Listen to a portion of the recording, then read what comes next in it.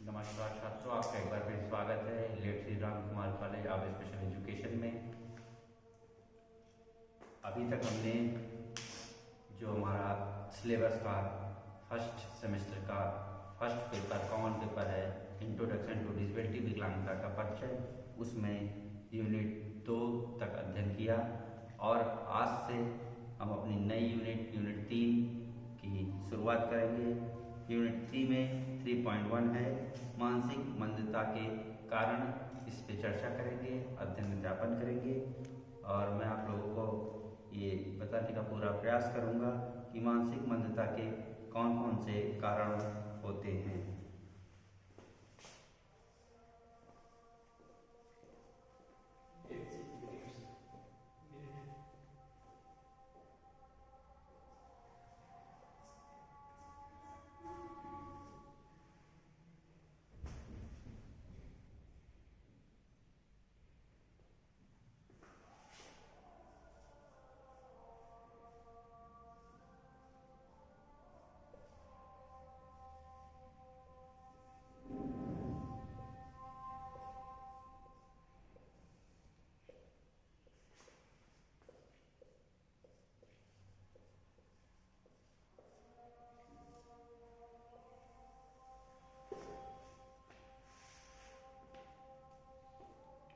मानसिक मंदता के कारण के बारे में चर्चा की जाए या बात की जाए तो मानसिक मंदता होने के कई कारण जिम्मेदार होते हैं, लेकिन इसमें से मुख्य 2 रूप से कारण होते हैं। पहला जीव विज्ञानी कारण या आनुवंशिकी कारण, दूसरा वातावरणीय कारण।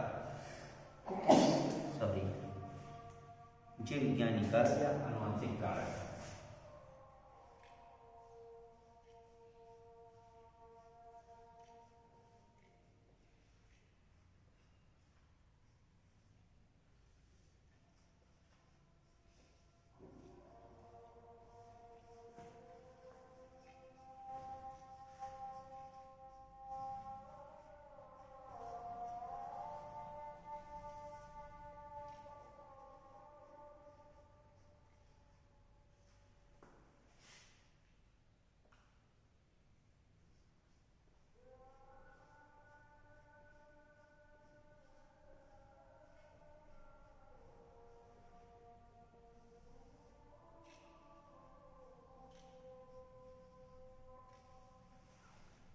वातावरणीय कारक।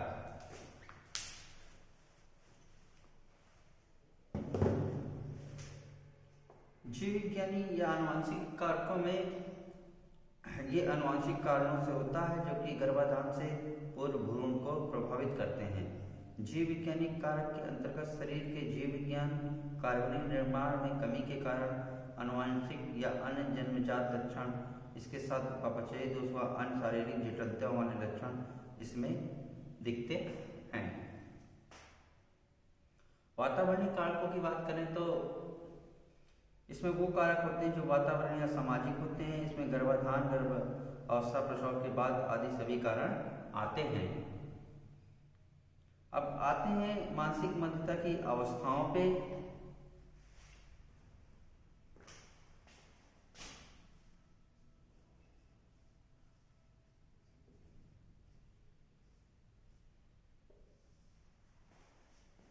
अवस्थाएं।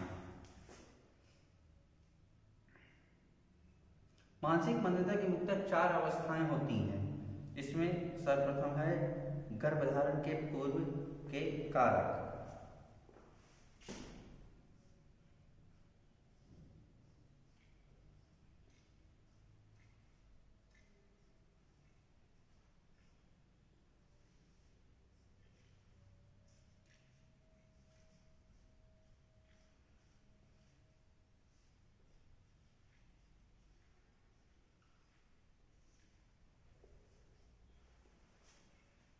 गर्भावस्था।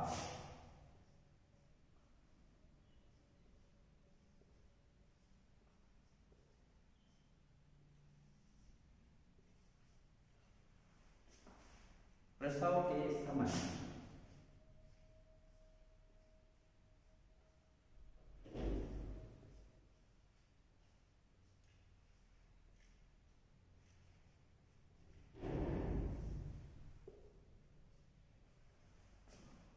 अंतिम है जन्म के बाद।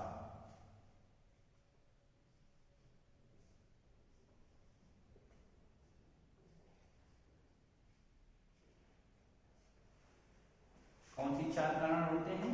गर्भधारण के पूर्व के कारक, गर्भावस्था, प्रसव के समय, जन्म के बाद।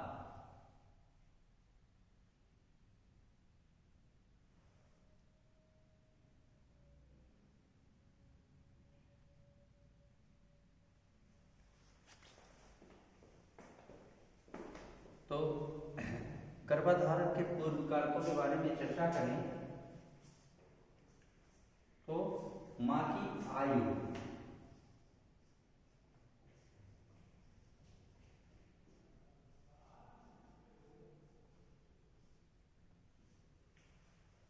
यदि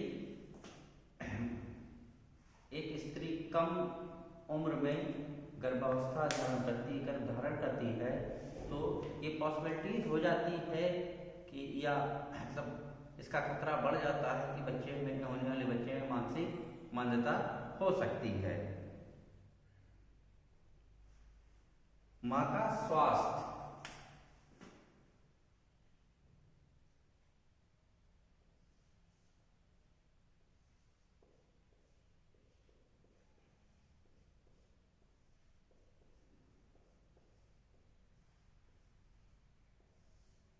माँ का स्वास्थ्य कैसा है ये भी डिपेंड करता है। अगर माँ का स्वास्थ्य सही नहीं है, माँ बीमार रहती है, उसे गंभीर बीमारी या किसी प्रकार का संक्रमण आती है तो होने वाले बच्चे में मानसिक मंदता होने के चांसेस बढ़ जाते हैं।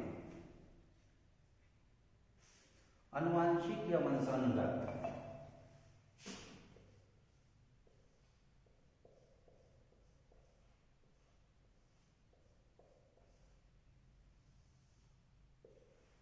अगर पिछली पीढ़ी में, पिछली 7 पीढ़ियों में किसी को मानसिक मंदता की अवस्था है या उससे पीड़ित है तो ये संभवतः ये हो सकता है कि आने वाले बच्चे में मानसिक मंदता हो। रक्त संबंध में विवाह,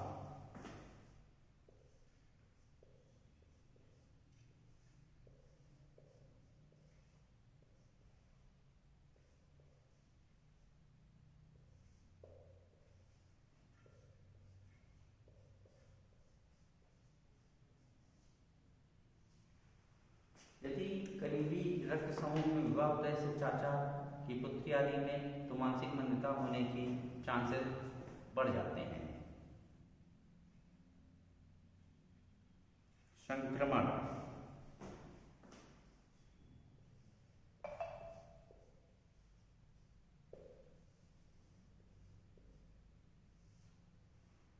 यदि मां को किसी प्रकार का संक्रमण है तो आने वाले बच्चे में मानसिक मंदता हो सकती है। बुरी आदतें, नशा जैसे,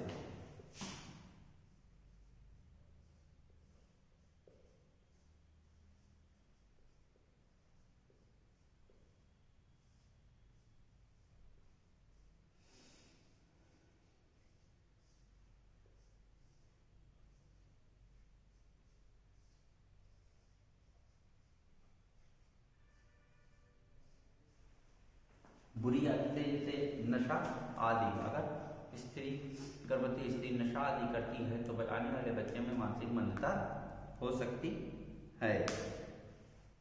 Please take the screenshot.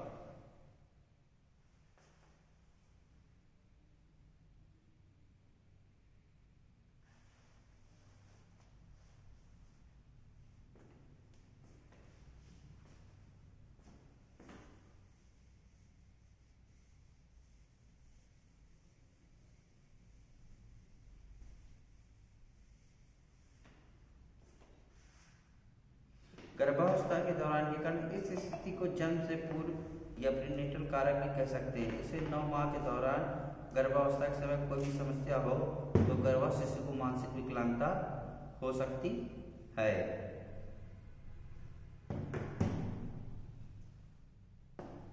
जैसे इसमें है सबसे पहला गर्भावस्था के दौरान संक्रमण।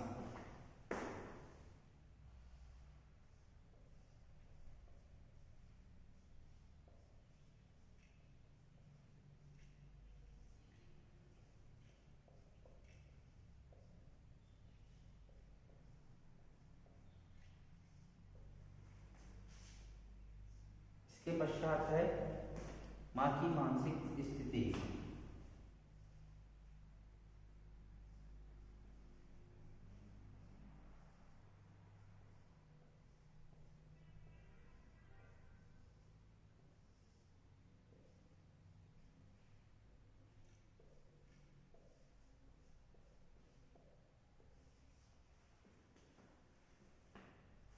दुर्घटना,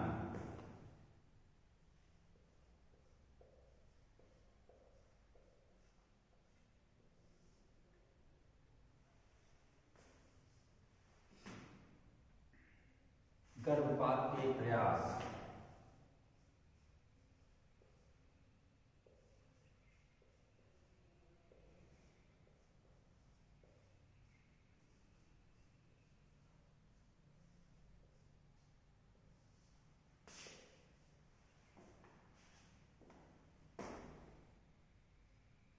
कुपोषण,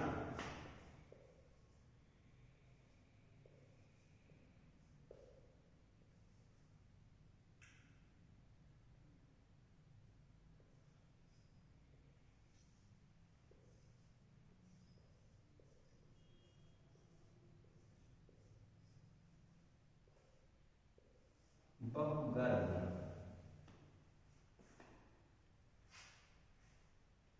दवा का सेवन,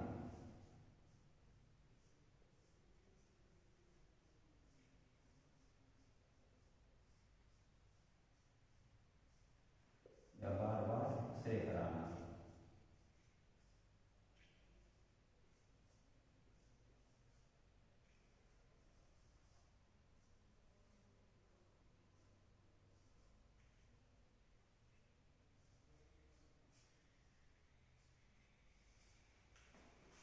गर्भावस्था में संक्रमण, माँ की मानसिक स्थिति, दुर्घटना, गर्भपात के प्रयास, कुपोषण, बहुगर्भ, दवा का सेवन या बार बार एक्सरे कराना, ये सब कारण होते हैं गर्भावस्था के दौरान के।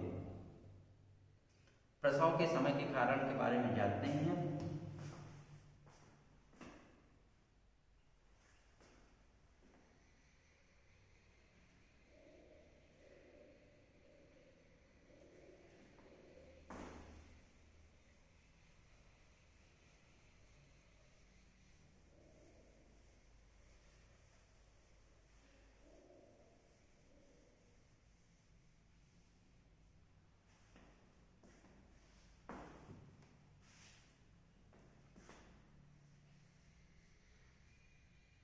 सिर पर चोट लगना,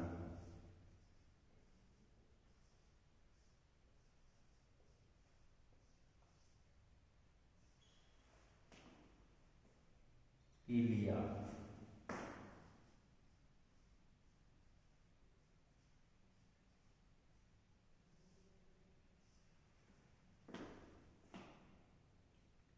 जन्म के समय ना रोना,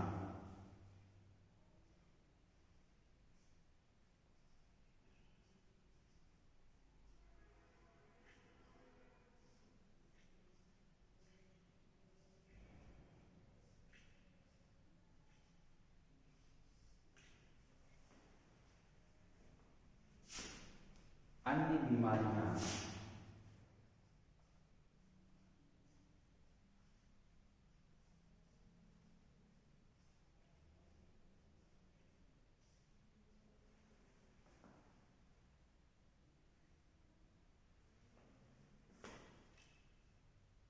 समय से पहले जन्म होना,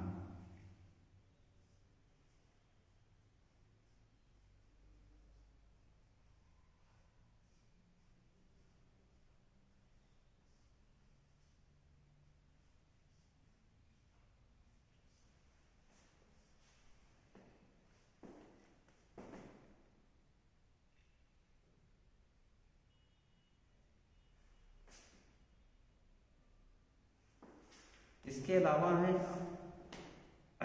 अधिक परिपक्व शिशु, यानी जो डिलीवरी टाइम होता है 9 माह, उससे भी अधिक समय लेकर के जन्म होना, और बहुत अधिक ब्लीडिंग हो जाना, नाभि नाल का गर्दन में लिपटा होने का कारण, नाभि नाल गांठ युक्त होने के कारण, या जन्म में भार की कमी के कारण। ये सब कारण प्रसव के समय के हो सकते हैं, जिससे बच्चे में मानसिक मंदता हो सकती है।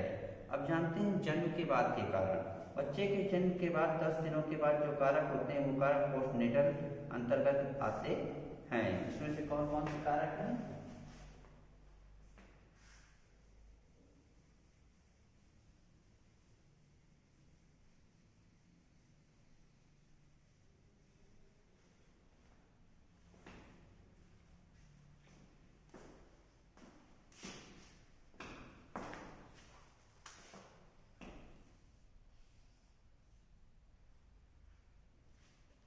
चोट या दुर्घटना,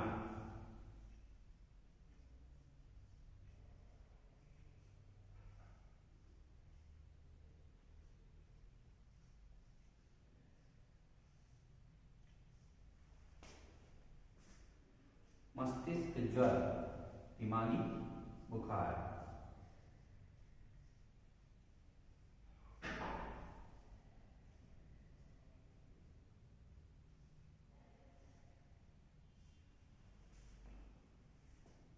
कुपोषण,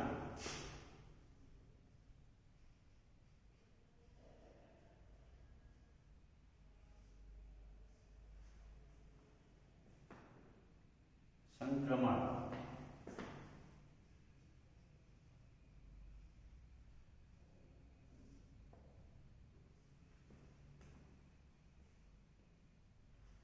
दौरे आना,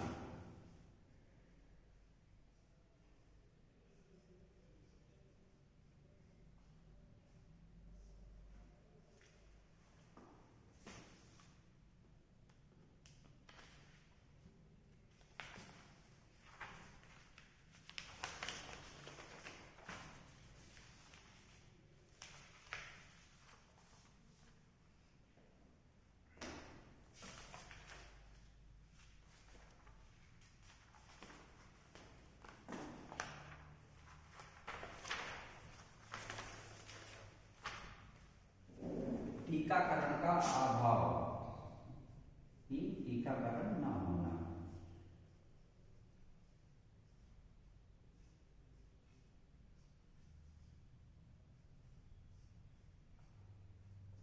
तो ये कुछ कारण थे, इनके वजह से बच्चे में मानसिक मंदता हो सकती है। इसे गर्भधारण के पूर्व के कारण, गर्भावस्था के समय के कारण, प्रसव के समय के कारण और जन्म के बाद के कारण। अब बचाव पे चर्चा करते हैं। जिन कारणों द्वारा एक बच्चा मानसिक मंद हो जाता है उन कारणों से बचाव करना भी आवश्यक है। ये बचाव निम्न है। प्रीनेटल प्रिवेंशन, जन्म के पूर्व के समय बचाव। गर्भावस्था में बचाव के लिए निम्न बातें आवश्यक हैं। समय समय पर गर्भवती महिला को चिकित्सीय जांच करानी चाहिए। गर्भावस्था के दौरान पर्याप्त पोषण आहार लिया जाना चाहिए। यदि पहले गर्भपात हुआ है तो उसकी संपूर्ण जांच करानी चाहिए। अप्रशिक्षित चिकित्सक से गर्भपात नहीं कराना चाहिए। गर्भावस्था की प्रारंभिक अवस्था में बार बार क्षय किरणों के विकिरण के प्रभाव में नहीं आना चाहिए, मतलब एक्सरे वगैरह नहीं कराना चाहिए। यदि गर्भवती महिला को बार बार बेहोशी के दौरे आते हो या उच्च रक्तचाप हो तो समय समय पर चिकित्सक की जांच अवश्य कराएं। अधिक श्रमपूर्ण कार्य जैसे भारी वजन उठाना और अन्य कारण जैसे दुर्घटना होने की संभावना हो, इनसे बचना चाहिए। यदि अनुवांशिकता की समस्या कोई संतान हुई हो तो गर्भवती महिला को ऐसे प्राथमिक स्वास्थ्य पर केंद्र पर जांच करानी चाहिए जहां पर ऐसी जांच होती है। गर्भवती महिला को चिकित्सक की सलाह के बिना कोई दवाई नहीं लेनी चाहिए। अब जन्म के समय का बचाव, नेटल प्रिवेंशन। जन्म के समय निम्न बचाव करके मानसिक मंदता को रोका जा सकता है। जैसे प्रशिक्षित चिकित्सक से ही प्रसव कराएं। प्रसव के दौरान बच्चे की मस्तिष्क आघात पहुंचने से बचाव करना चाहिए। असमान गर्भ स्थिति होने पर प्रसव प्रशिक्षित चिकित्सक को ही बुलाना चाहिए। जन्म के बाद यदि बच्चे में जन्मजात असमानता है तो शीघ्र ही से योग चिकित्सक को दिखाना चाहिए। अब चर्चा करते हैं जन्म के बाद के बचाव, पोस्टनेटल प्रिवेंशन। जन्म के बाद में निम्न बातों का ध्यान रखना चाहिए, अन्यथा बच्चा मानसिक मंद हो सकता है। बच्चे को पोलियो, हेपेटाइटिस, हिस्टीरिया, टिटनेस, काली खांसी, तपेदिक आदि संक्रमण रोगों से बचाव के लिए टीके लगवाने चाहिए। यदि बच्चे को बेहोशी के दौरे आते हैं तो उसे नियंत्रित करने के लिए चिकित्सक से दवा लेनी चाहिए। पर्याप्त पोषण आहार देना चाहिए क्योंकि विकास की अवधि में कुपोषण मानसिक वृद्धि के लिए हानिकारक होता है। बच्चे के जन्म के समय सिर छोटा या बड़ा होने पर चिकित्सक को दिखाना चाहिए। यदि बच्चे में 6 माह में उचित अवस्थाएं देर से प्रारंभ हो तो विशेषज्ञ से जांच करानी चाहिए।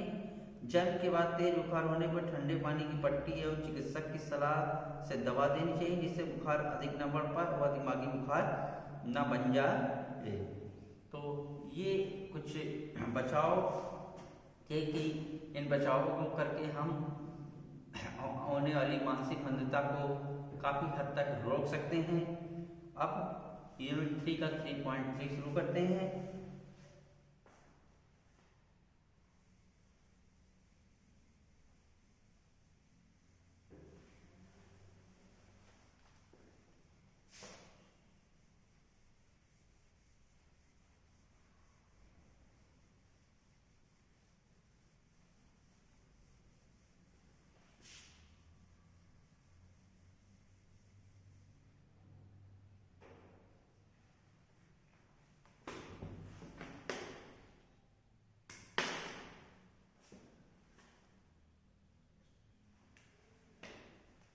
इसमें है टीकाकरण।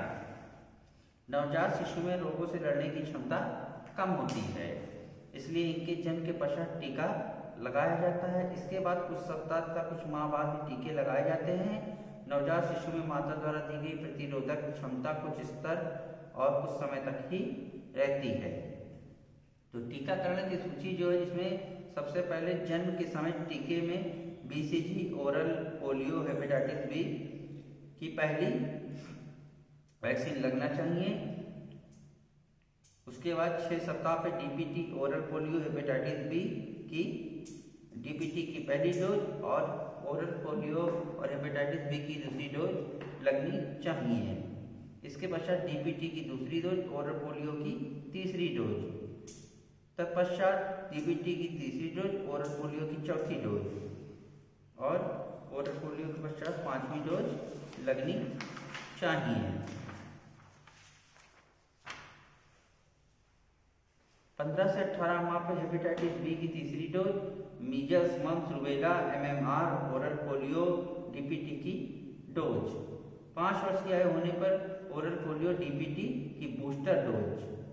10 वर्ष पर टिटनेस, हेपेटाइटिस बी की बूस्टर डोज। 15 से 16 वर्ष पर टिटनेस चौथी बूस्टर डोज। तो ये टीकाकरण था। अब नर्सिंग केयर। मानसिक मन बच्चों की शारीरिक देखभाल व आवश्यकताओं की पूर्ति तथा विभिन्न कार्यात्मक क्रियाओं में सुधार एवं संतुष्टिदायक आनंद तथा व्याकुलता से मुक्ति दिलाने में परिचर्या सेवा महत्वपूर्ण भूमिका होती है। जिसमें है व्यक्तिगत समस्या, सोच समस्या कार्य में सहयोग करना एवं आवश्यकता अनुसार प्रशिक्षण देना, जिससे दैनिक जीवन में स्वस्थ एवं स्वतंत्र रहने में सहायता मिलती है। मुख संबंधी सफाई। मुंह में जीवाणु वृद्धि के आवश्यक तत्व जैसे नमी, दांतों के बीच बोझ पदार्थ जैसे कण दबे रहने से मसूड़ों में सूजन, मवाद, सड़न पैदा हो सकती है। सही ढंग से दांतों की सफाई पर विशेष ध्यान देना चाहिए। सही ढंग से सफाई न होने से दांतों में कीड़े लग सकते हैं या दांत संबंधी रोग, पायरिया आदि होने की संभावना बढ़ जाती है। त्वचा की देखभाल। त्वचा को स्नान द्वारा साफ करके स्वच्छ कपड़े से सुखाना चाहिए। पसीनादार की सफाई बिना धोए कभी कपड़े नहीं पहनना चाहिए। लेटने की स्थिति को बदलना चाहिए। रक्त संचार सही रखने के लिए त्वचा पर मालिश करना चाहिए। आवश्यकतानुसार गद्देदार पलंग एवं कुशन का प्रयोग करना चाहिए। बालों एवं नाखूनों की सफाई। बाल एवं नाखून सुरक्षात्मक आवरण तथा इसकी सफाई एवं देखभाल भी महत्वपूर्ण है। बालों में जू होने से टाइकस ज्वर जैसी बीमारी हो सकती है। जुएं रक्त चूसती हैं एवं रक्त अल्पता उत्पन्न करती हैं। सिर में घाव होने से संक्रमण हो सकता है, जिसके फलस्वरूप लसिका ग्रंथि भी संक्रमित हो जाती हैं।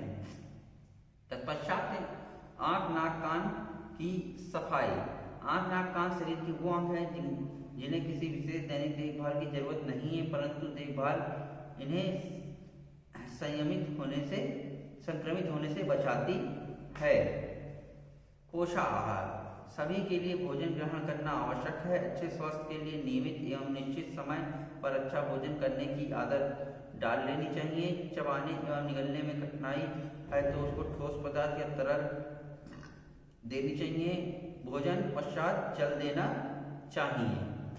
व्यायाम, मानसिक मंद बच्चे जिसकी मांसपेशी शक्ति कम होती है अतः मांसपेशी शक्ति को बनाए रखने के लिए हल्के एवं उचित व्यायाम का प्रयोग करना चाहिए। इसके बाद है प्राथमिक सहायता यानी फर्स्ट एड। दुर्घटना के तुरंत बाद दिया गया पहली सहायता जो उपस्थित सामग्री द्वारा दी गई सहायता को प्राथमिक चिकित्सा कहते हैं, जिसमें है नाक से रक्त स्राव होने पर प्राथमिक चिकित्सा। सर्वप्रथम यदि सिर सीधी अवस्था में तो उसे पीछे की ओर करते हैं। सर्वप्रथम नाक पर ठंडे पानी के छींटे देंगे। नाक को हल्के हाथ से उसके सख्त भाग को स्थिरता पूर्वक पकड़ना चाहिए। मुख को खुला रखने के लिए नाक से सांस लेने का सुझाव देना चाहिए तथा नाक को जोर से साफ करने पर प्रतिबंध लगना चाहिए। साफ सफाई पर ध्यान, हाथ साफ होना चाहिए, पट्टियां साफ होनी चाहिए, जिस पानी का इस्तेमाल करते हैं वो साफ होना चाहिए।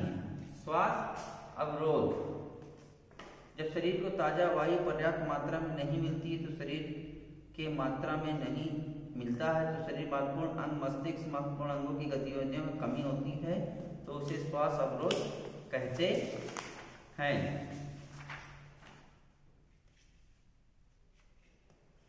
पीड़ित व्यक्ति को खुले हवादार स्थान पर ले जाना चाहिए।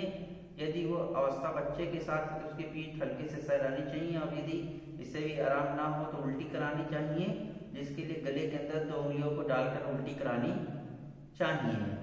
धुएं से श्वास अवरोध, यदि धुएं से श्वास अवरोध होने लगे तो गीले तौलिए या रुमाल ऊपर रखकर उसे सांस लेने को कहना चाहिए। खुले वातावरण में ले जाकर रखना चाहिए ताकि पर्याप्त हवा मिले। नाक में असमान वस्तुएं निकलना, पेट के बल उठाकर पीछे की ओर गर्दन पर मारना चाहिए।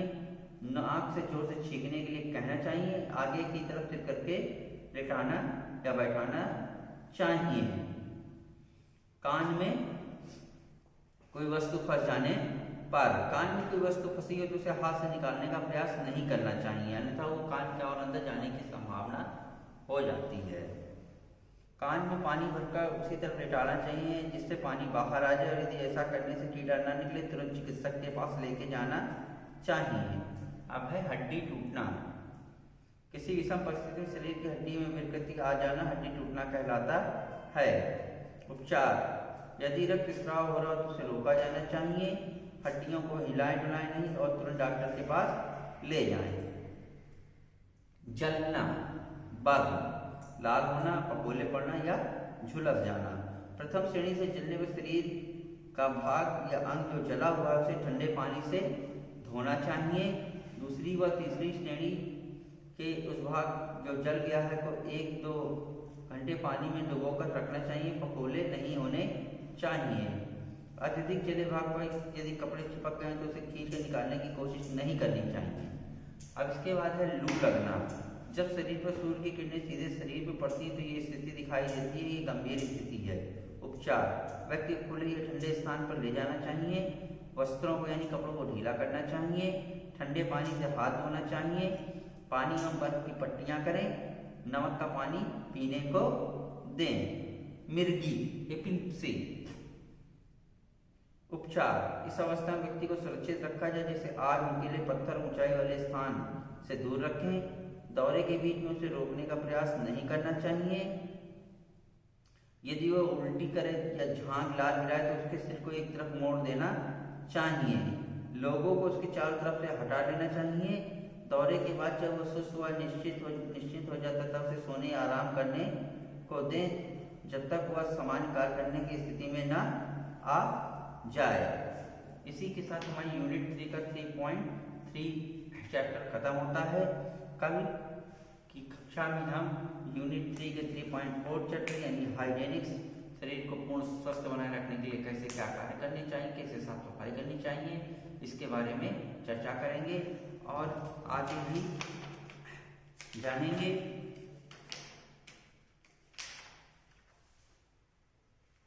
जिसमें हम कल चाइल्डहुड डिजीज के बारे में, बच्चों की में जो बीमारियां होती हैं उनके बारे में भी चर्चा करेंगे। इसके साथ ही मैं आज की कक्षा को यहीं समाप्त करता हूं। आप सभी लोगों का बहुत बहुत धन्यवाद।